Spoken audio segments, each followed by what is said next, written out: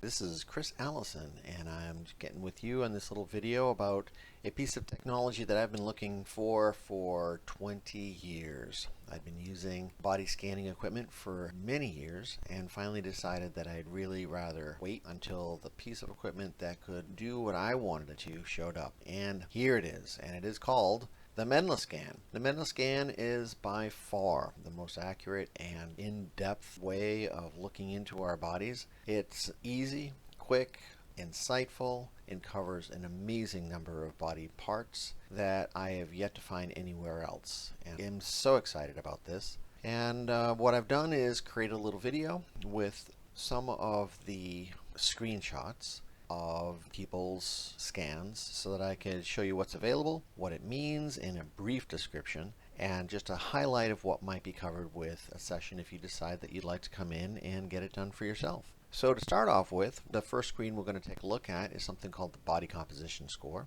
And this person here is actually in pretty darn good shape. If you can see on the bottoms of the page there are body fat mass, muscular mass, visceral fat, intercellular and extracellular water, and all of these things are going to mean different things about a person's metabolism, how they are storing fuel and energy, and have a lot to do with stress. So this person here is in pretty good shape. You can see that their body fat is down. Muscular mass is also down too, so we definitely want to talk about that. Find out ways for them to get their muscle mass back up so that they can age gracefully and well as time goes on. If we look at the next scan, this person here is completely different, and this person has been holding on to quite a bit of weight for most of their lives.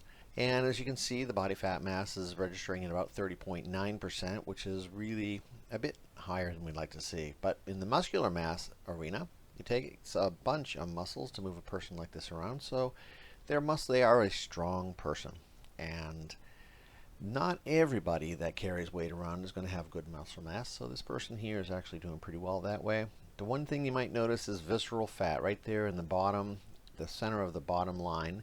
Visceral fat at 17%. Now what matters about this is the visceral fat tends to go along with stress. As we're under stress, our blood sugars and insulin and cortisol all go up, and as we're manufacturing fat from the insulin, which turns the blood sugar into fat, it tends to settle out in and around the organs and glands. And this is actually a problem because different fat creates a different situation. Some fat is actually okay and actually may be good for us in some respects, but visceral fat is bad. It's all bad. We don't like it, and it is definitely caused by stress. So we'll definitely take a look at this. A couple of sections over, extracellular water is looking good in the normal range, a little high normal, but still normal. And the intracellular water, which has to do with the water that goes inside of the cells. Now we definitely want to recognize that when we drink water or fluids or fruit or anything liquid that goes into our body, is going to add to the water content of our body. As it does this, the water can go into our bloodstream and we can pee it out, or it can go into our bloodstream and then in and around the cells, which would be the extracellular water, and the water can also go inside of the cells, would be the intracellular water. We are not going to be really truly hydrated, no matter how much water we drink, unless the water gets inside the cells. So this intracellular water is a very important component to our overall health and well-being. That oftentimes has to do with our mineral balance, sodium, potassium, other minerals that'll move water around, but primarily sodium, potassium. Then there's a cellular pump called the sodium potassium pump, which gets water in and out of cells. And also stress hormones, hormones in general. Estrogen tends to move water around, and cortisol tends to move water around. So we'll definitely take a look at this person here. Visceral fat is high, the cortisol level is going to be high, but fortunately they're not holding on to a lot of water at this time, which is a really good thing. So then, that's the next section right here is called the microcirculation. And the microcirculation is exactly what it sounds like. That has to do with the very tiny little blood vessels, the capillaries that bring the blood to the peripheral. And if you look at this body on the side there, she is green. Now this person is a woman, so it's represented by a woman physique. And you might notice that there's going to be some pictures of man, because what I've done is I've taken many different patients and pulled screens just to give you an idea of the different kinds of results we might find. In this case, what we're going to see is the woman's microcirculation, which is the capillaries that brings blood to the peripheral skin and limbs, is actually quite good. In the chart that says microcirculation assessment, underneath the 81 and good sign, you're going to see is all green. And that is a positive thing, which means that she is moving blood into the peripheral organs and glands pretty well.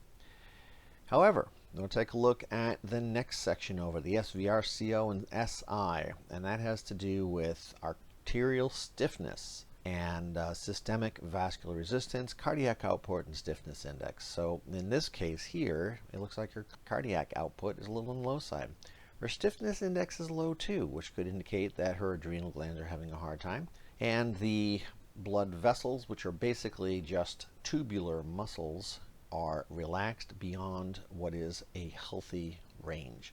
Just a little bit, just a little bit. If you notice that the green in that section goes from 40 to a 60, she is exactly at a 40. So it's just a little below normal.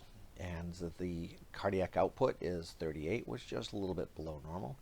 And then we'll take a look at this SVR, which has to do with the vascular resistance. And so we'll get to look at what is going on with that person, which would make the cardiac output just a little low and the stiffness index a little bit flaccid. We'll go on to the next person here. The microcirculation score does not look anywhere near as good as the other person. And you can see that this woman here, in her peripheral limbs, is having a really difficult time getting blood circulation out there. And when you take a look at her heart, the SVRCO and SI, this is also out of balance. Now that stiffness index is a real eye-opener there, and that's could indicate some pretty serious cardiovascular challenges. I might consider this person going out to get a coronary calcium score, find out what's going on in her vascular system. There may be some arterial plaque laying down in there, which would be really important to check out to make sure that this person lives a long and happy, healthy life, rather than having a heart event that could create serious problems. One of the best ways to take a look at what's going on with a person in their vascular system and whether or not there's likely to be an event coming down the line, whether it's in next week, 5 years, 10 years, or what. In this next screen, the vertebral score, we can see this person is having a little bit of a challenge with their spine. Not too awfully bad, although we see these little pink areas in there. That means that there's some constriction, some energetic flow issues, and potentially some compression or maybe some subluxations in the spine. Although this is not meant to determine subluxations at all, sometimes when the muscles get tight in and around the vertebrae, it can pull the vertebrae to and fro. And this situation here would indicate that there could be some stress in the body, which is pulling excess energy from these different areas of the spine. And in the middle, you'll see that there's two little pink vertebrae that are pink in the middle, and then one that's a gray, which is perfectly fine, and then below that is another pink one. Well, that single pink in the middle of the spine has to do with the adrenal glands. So sometimes when the adrenal glands are overly stimulated and the person is running on adrenaline just too much, it's going to be pulling extra energy out of the spine in that place, and it can register as a risk. Above that is digestion, pancreas, stomach, and that can also be affected by stress as the vagus nerve starts to become underactive because of the sympathetic dominant response. The vagus nerve tends to reduce the amount of innervation into the digestive tract, and then we'll see situations like that where the digestion is having a harder time in the spine and the adrenal glands are having a harder time in the spine. So it's very interesting to see the correlation in people as we take a look at the endocrine system as it's going to come up, cortisol levels, nutrition and balance for the minerals, which all have to do with stress response. And then we'll go to the next person, which you can see the spine right here is actually having quite a bit of a challenge. And this person, if I remember correctly, was involved in a couple of car accidents, had a concussion, and their back has a little bit of scoliosis and some slip discs. Doesn't mean when we take a look at the spine like this that every color indicates a subluxation. That is not the case. However, it is an indication that there are some challenges with tightness and energy flow throughout the spine in those areas. We'll get to take a look at this and find out what to do. Oftentimes there's some stretching involved, some breathing to reorganize the autonomic nervous system and help the person to stabilize their back. Left like this, a person may exhibit issues with arthritis as time goes on and or nervous system degeneration if there are any subluxations or pushing on the nerves. It'd be a really good idea to get this checked out to make sure that the person can live a happy, healthy life. Without a good, healthy spine, we are going to be in trouble. And this next score here is the cardiovascular score. And this person is actually doing quite well, if you can see. From what I remember of this person, they were about 30 years old. And if you take a look at the bottom corner of that box, you'll see a little thing that says vascular age of 22. Now, if a person is 30 years old in a chronological age, and their vascular age is a 22, what that means is this person is aging very gracefully in the arterial system. It's a very positive thing. That means generally the inflammation is generally low, their emotional state is generally in a balanced state, and the inflammation, I did say, is going to be on the lower side.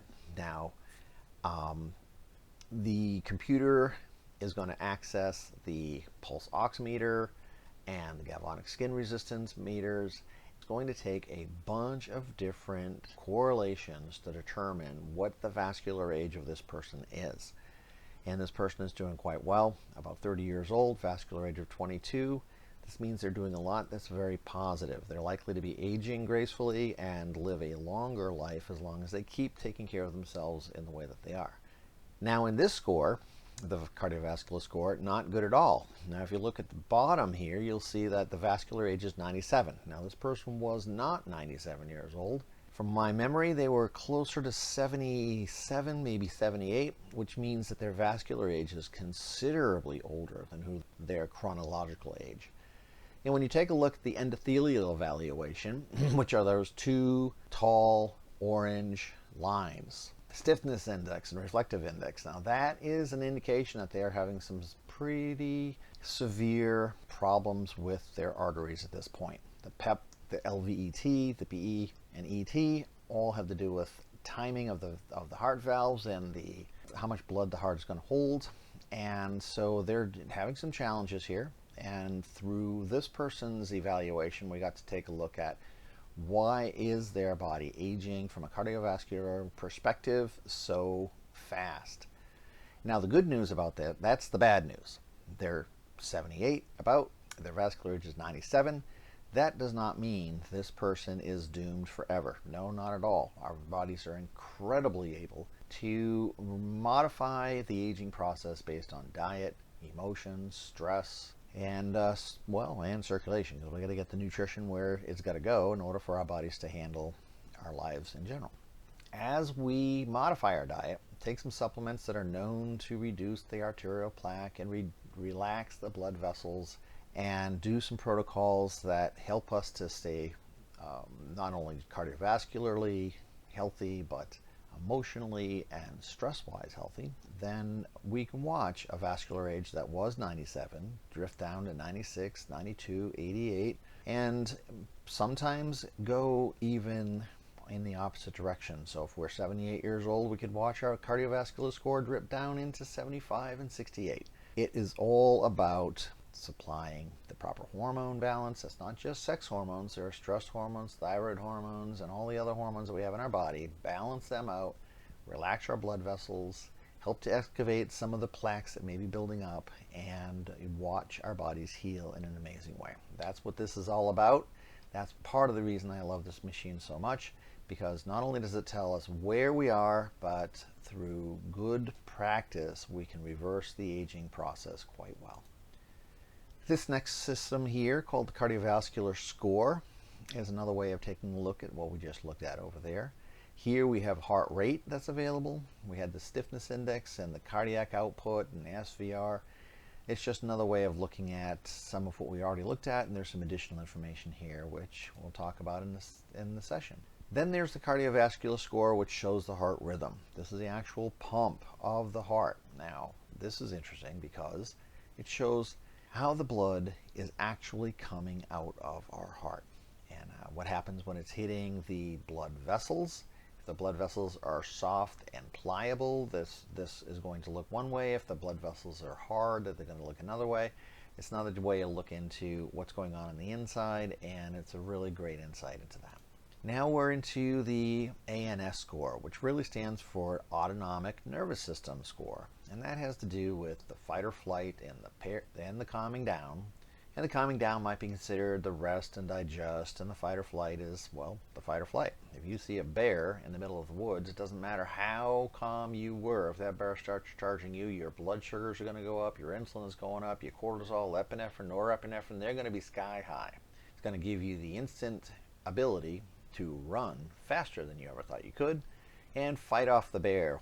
And this is a reflection, this ANS score is a reflection of the person's natural balance. As they're sitting there with the scan, going to be instructed to sit comfortably, breathe naturally, and this is a reflection of the person's natural balance in their autonomic nervous system. Now, in this particular score, you find that it's in, if you look at that colored rectangular box, you're going to see that there's a dot in the light blue-gray. And that means that their parasympathetic nervous system is a little bit dominant right now. They've got a good sympathetic or fight or flight, but their parasympathetic is a bit high. And there's a number of reasons why that can happen, including vagal nerve tone or vagus nerve inflammation, bacteria that's inappropriate in the gut, or just the body is working overtime to keep this person in control. So that's a brief overview of that. And then we see another ANS score, which isn't nearly as good as the one we just looked at. As we see in the ANS score with a score of 65, that little dot has moved over to the darker blue square on the left side of the rectangle. And that's an indication that the balance between the parasympathetic and sympathetic is even more dramatic than it was in the middle of the top row. In this case here, the sympathetic nervous system is a little bit deficient in relationship to it and being overwhelmed and overpowered by the parasympathetic nervous system quite a bit. This could be from a long-term stress. The sympathetic nervous system isn't able to mount the electrical response that it needs to stimulate the body, and potentially even some inflammation in the vagus nerve. So we'll get to take a look at things like that, find out what is at the core, and move on from there. So there's another ANS score, and in this ANS score here, what we're going to look at is, you can see the heart rate is a little bit on the lower side. The intervals are a little bit out of balance, which is the way that the heart is pumping. And so take a look at this, and moving on to the screening markers. Now, the first screening marker has to do with cardiovascular screening. And in the cardiovascular screening, you can see that this person's LDL cholesterol looks to be a little bit on the high side. And when I was asking this person how their cholesterol is, in fact, their LDL was on the high side. If you look down at the bottom of that screen on the top, you see the inflammation process. Now, that inflammation process can be a CRP reading. Fortunately, this person is doing really well. Their CRP, C-reactive protein, or a marker of inflammation regarding the immune system is looking quite good. So in a case like this, the LDL cholesterol is high, but their inflammation is low, so there may or may not be a direct relationship to cardiovascular incidence here. As a lot of the cardiovascular challenges that we have is directly related to an inflammation process rather than just the cholesterol itself. Now, as a side note, it seems that the triglycerides are by far a better marker of potential heart disease process, as the triglycerides are a direct relationship of carbohydrate intake and insulin converting those carbohydrates into cholesterol, triglycerides, which is a fatty acid, fatty waxy substance in our arteries. Those triglycerides are going to be a reflection of insulin and blood sugars, and that's going to tend to create inflammation. And so we want to look more towards triglycerides than just straight cholesterol markers. And in the next section, we're taking a look at this person here, and their inflammation process is high. Their C-reactive protein is on the high side, and their LDL cholesterol is on the high side, which is a pretty devastating effect on the cardiovascular system. This doesn't mean that this person has a cardiovascular problem at this time. That just means that with high inflammation and high LDL, that there's a much greater likelihood of having a problem as time goes on. And depending on what their symptomology is, and how long it might have been like this, what their diet has been, the level of stress, and all these different things in their life, we could assess, okay, well, what is the possible outcome of this, and what can they do to reverse this situation? It is actually a lot easier to reverse than you might think, and that is part of the reason that this kind of testing works so well, is because we can find out what's going on the inside so simply, so easily, and then make the changes, and then in a couple of 3 months, do another checkup, find out what your cardiovascular age is then, find out what your inflammation is then. And it's a non-invasive, you don't have to go to the doctor, you don't have to get a blood draw, here it is right here. In the next screening marker, you can see on the very bottom of the screen you've got 6 separate boxes, and in this box you're going to see the blue box is diabetic screening. And this is going to be a screening of different metabolic issues that we may or may not have. And what this person is having a challenge with is with a little bit of insulin resistance and glucose tolerance challenges. So that generally means that they are having a problem converting their glucose into energy appropriately. They're having too much insulin in their body over a longer period of time. The insulin receptor sites aren't as receptive as they should be. And that is basically what insulin resistance is. The receptor sites have been bombarded by insulin for too long, and the body is shutting down the response of the insulin receptor sites because the cells have been forced to uptake too much glucose for too long. The impaired glucose tolerance, well, they're just not processing carbohydrates or sugars, actually, I should just say, glucose in the bloodstream.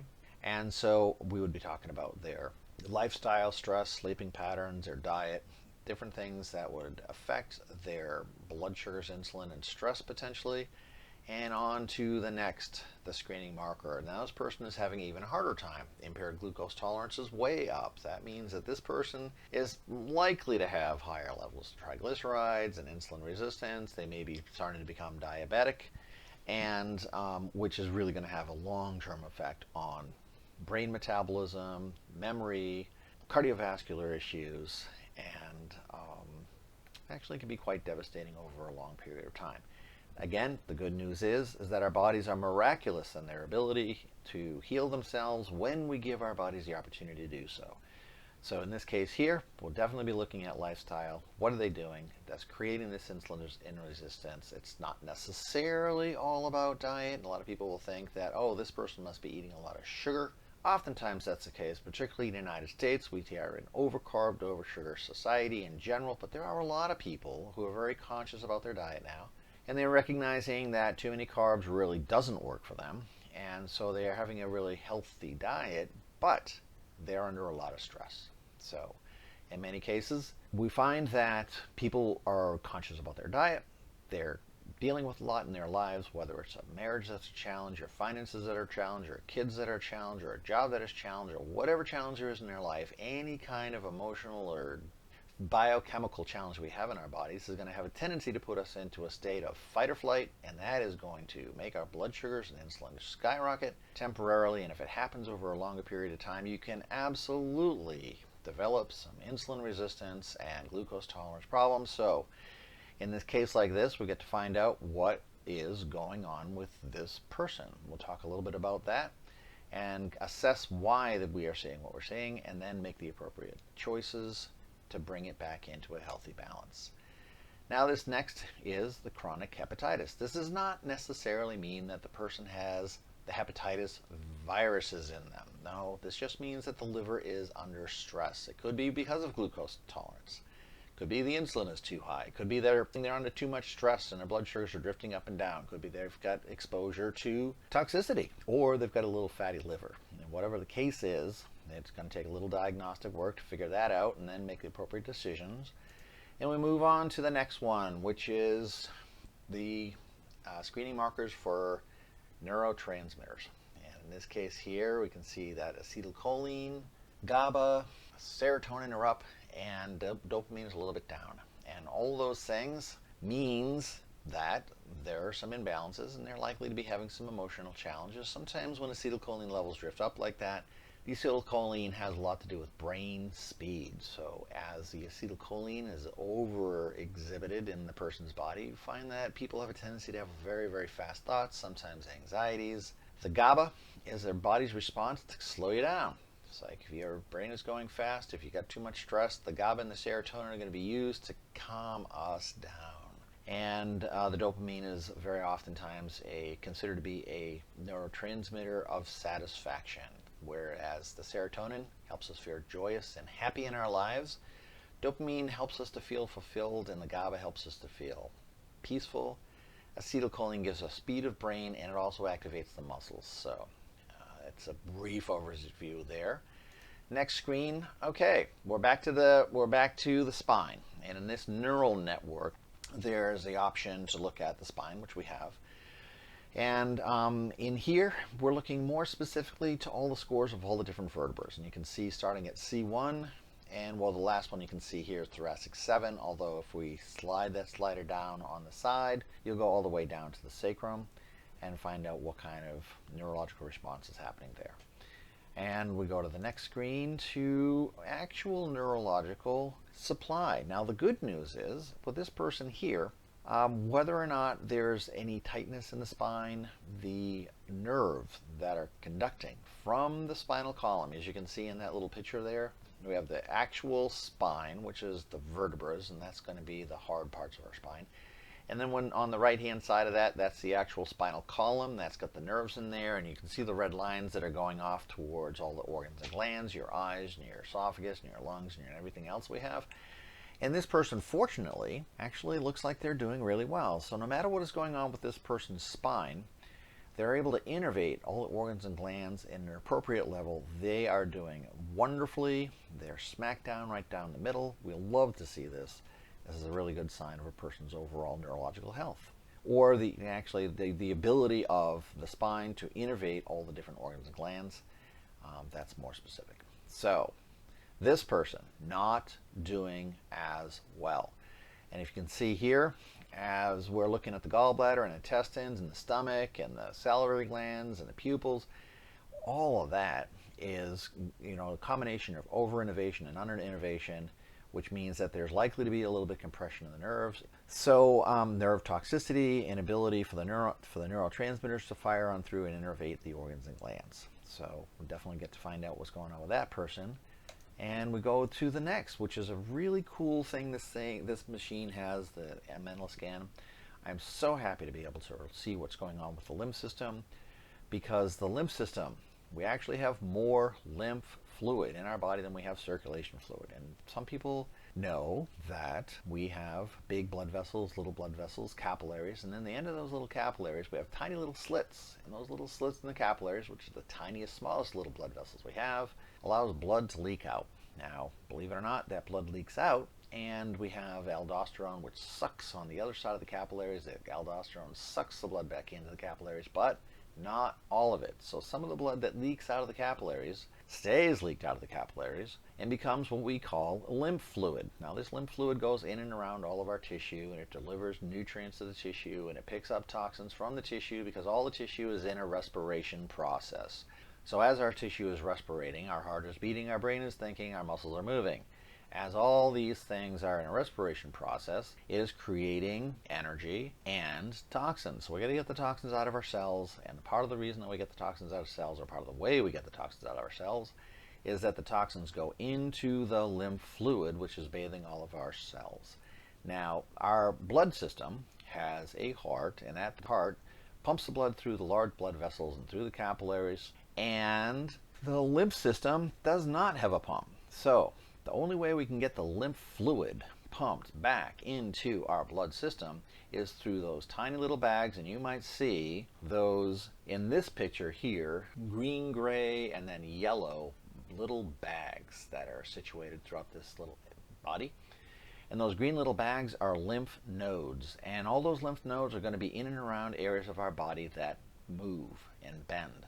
And as we move and bend, we push on those lymph bags, and lymph bags then push the lymph fluid up, up, up into our blood system, which is right around our heart, and it becomes, our lymph fluid becomes part of our blood system again, and it's reinnervated and filtered through the liver and our lungs, and picks up nutrition and then leaks back out again to bathe our tissue in nutrition again.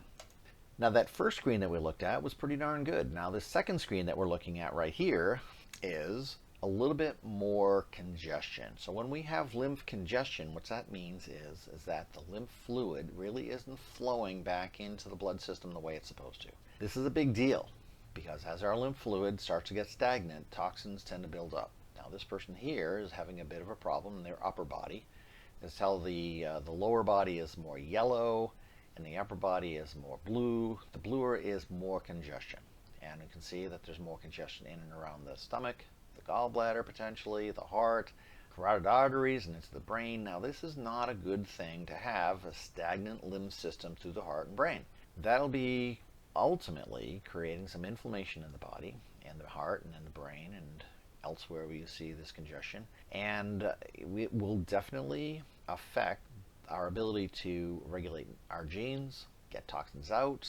It may end up creating some genetic damage as time goes on. Possible cancers might show up over time as the tissue becomes acidic, is unable to respirate appropriately, unable to make ATP, which is a cellular energy, appropriately. The detox pathways tend to start shutting down because we just can't get the stuff moving.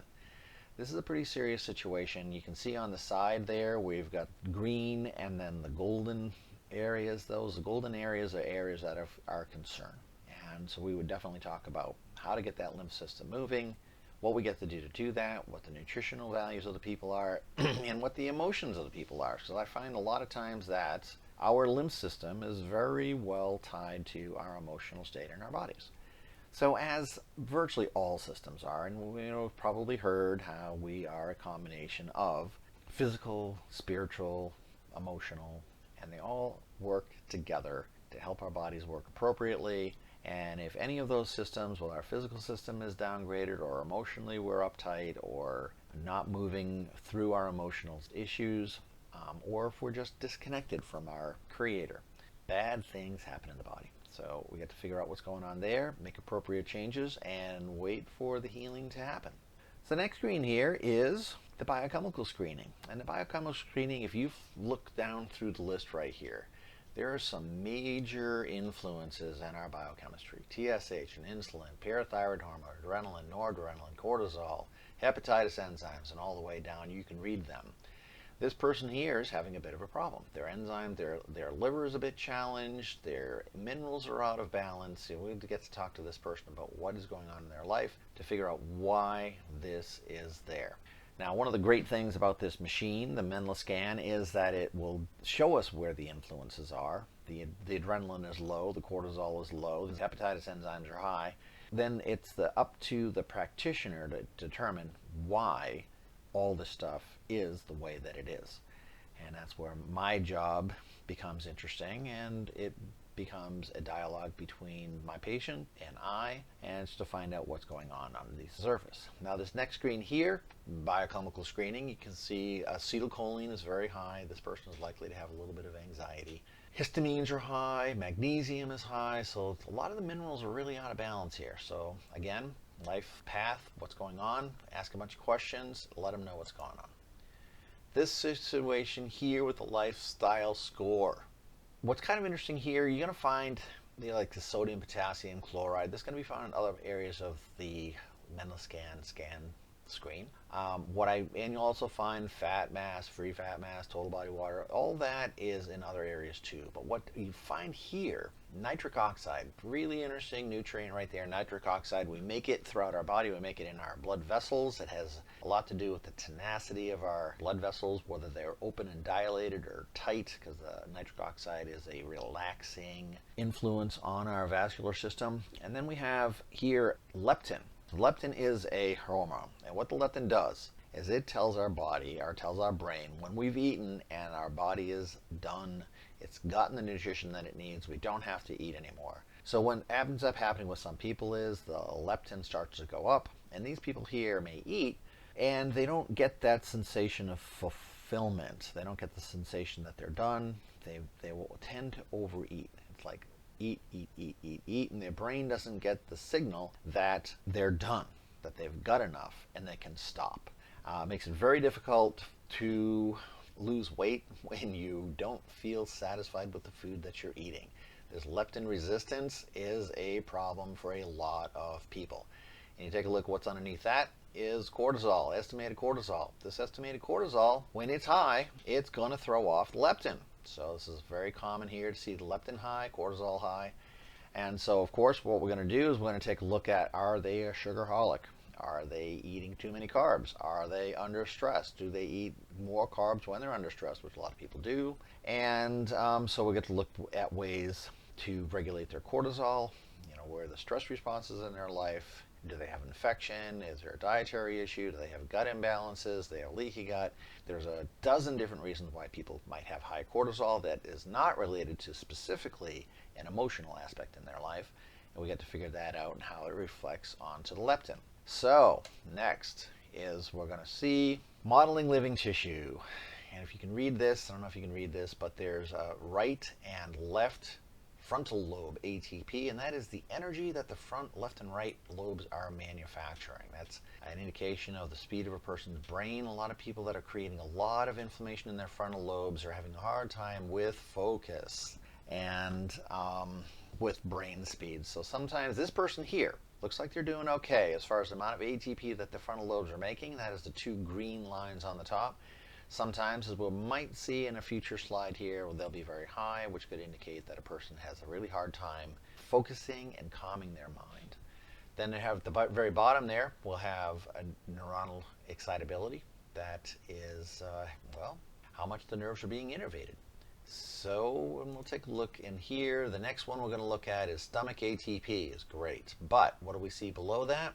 Is the colon seems to be having a hard time, and the pancreas is a little bit underactive, the liver and gallbladder are a little bit underactive, and what this can really indicate is long-term stress, vagal nerve issues. So we get to find out what's going behind that scene right there so that the person can get back to digesting food appropriately and absorbing the nutrition and live a happier, healthier life, because oftentimes when a person is looking like this, they are having other problems too. So as one problem in the body is fixed or one imbalance in the body is brought back into balance, then it is oftentimes going to affect many different systems, and this is the way we regain our health.